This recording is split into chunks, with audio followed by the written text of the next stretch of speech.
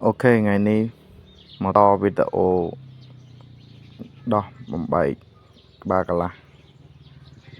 hiện động bộ dương đó về chính bạn dương đỏ trường tia về chính ba là bóng ổnนี่ខ្ញុំកំពុងតែបំបែកក្បាលកន្លះឲ្យបងប្អូនទស្សនាចាំមើលវាមានបញ្ហាអីខ្លះព្រោះម៉ូតូនេះគឺលាន់ខ្លាំងអញ្ចឹងយើងមើលពិនិត្យទៅមើលទៅលើខ្នើយជើងទាតើវាស៊ីកលាក់អត់នេះជារបស់វាបងប្អូនហើយយើងដោះនេះបានដោយប្រើសោខ្ចៅលេខ8លីណាបងប្អូនសោលេខ10ត្រូវនឹងសោលេខ12យើងហ្នឹងយើងដកវាចេញទាំងសងខាងមកនេះជាអូ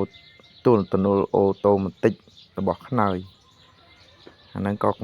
សំខាន់ដែរម៉ូតូវ៉េវឆ្លាមបើសិនជាវានៅប្រើខ្នើយស៊ីនមកវាបើយើងអត់ដាក់អាហ្នឹងគឺ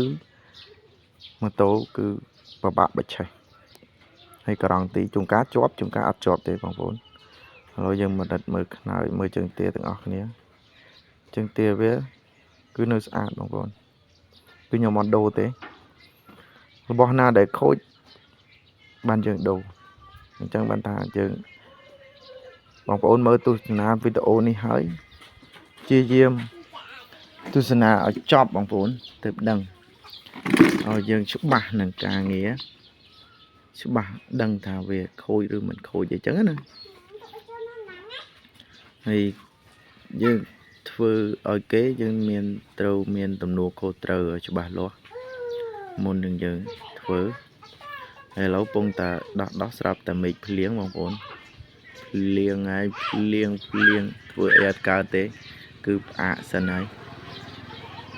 ត្រង់ទឹកបដាឥឡូវមកយើងមកដោះបំបែកដោះមកសួរដោះអីចេញបន្តបងប្អូនមេឃរាំងហើយតែដូចថាអញ្ចឹង